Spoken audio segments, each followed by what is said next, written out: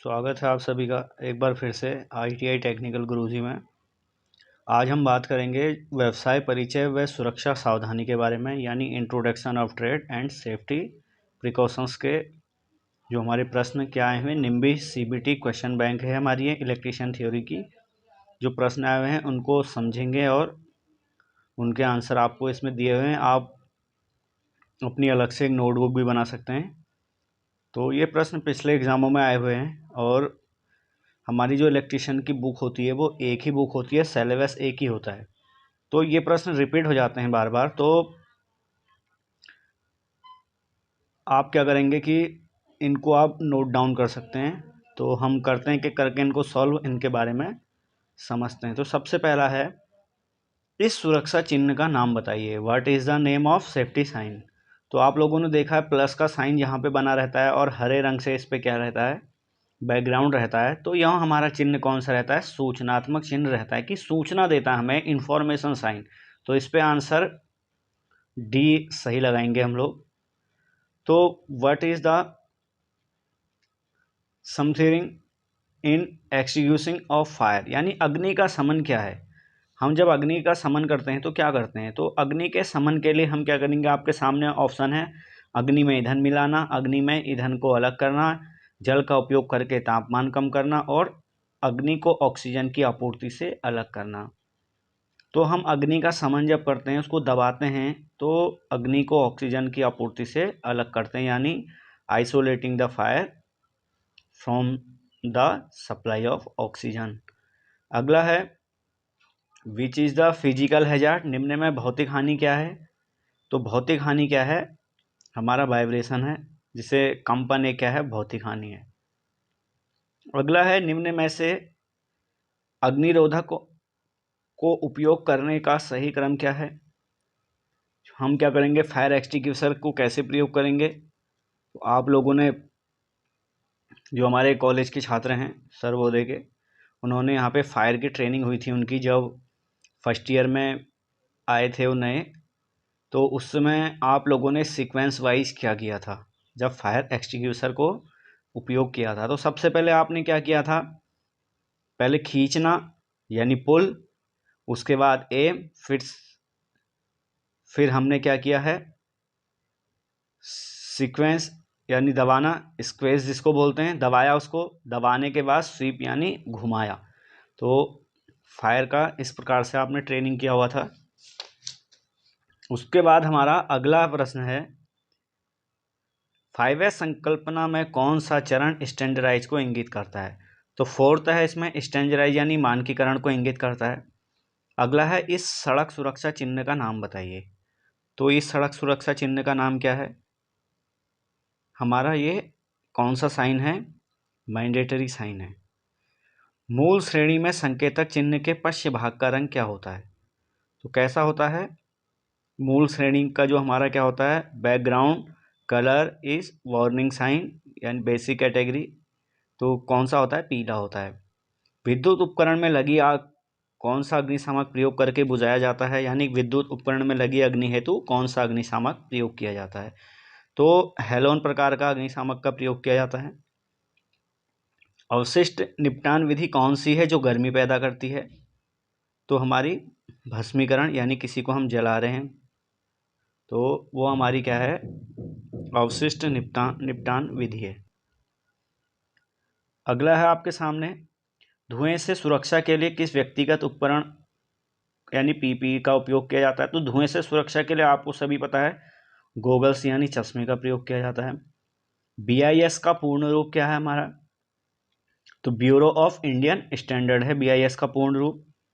अगला है, which method is used to lift and move heavy load.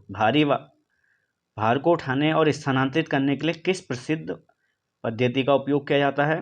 तो हमारा क्रेन और स्लिंग का प्रयोग किया जाता है। अगला है, आग बुझाने में स्टार्विंग क्या है।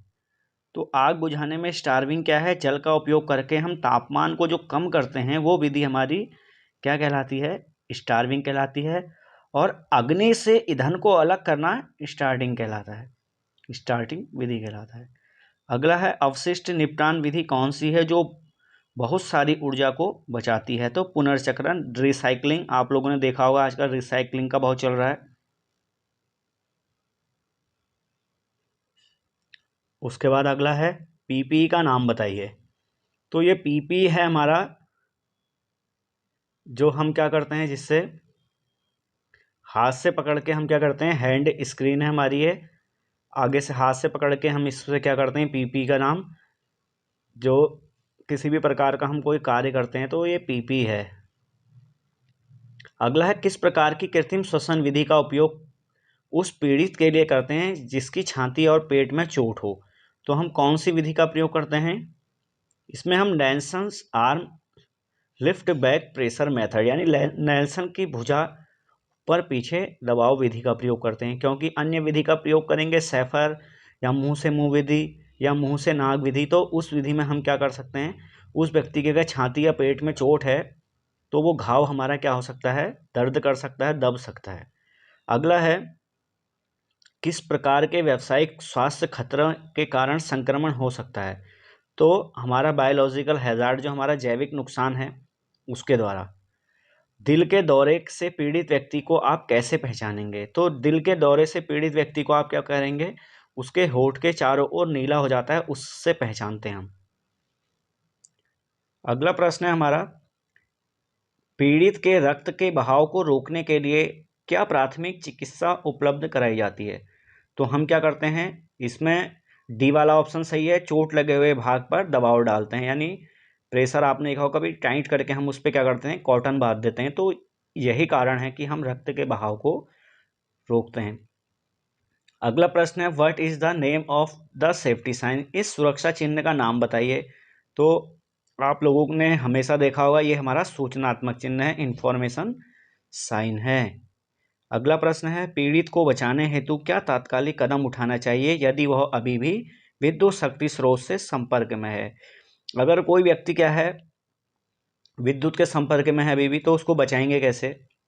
तो इसमें हम क्या करेंगे, संयोजक को अलग करके शक्ति आपूर्ति को बंद करेंगे। हमने सप्लाई जैसी बंद करी तो वो व्यक्ति अलग हो जाएगा, फिर उसको अलग करेंगे। पता चला हमने सप्लाई चालू है और उस व्यक्ति को अलग कर रहे हैं, तो ऐसा नहीं करना चाहिए, हमें भी इलेक्ट्रिक का शॉक लगेगा, क्योंकि हम अर्थ के संपर्क में आएंगे तो हमें भी शॉक लग सकता है। अगला है, what is the name of quantity sign, यानी इस संकेतक चिन्ह का नाम क्या है।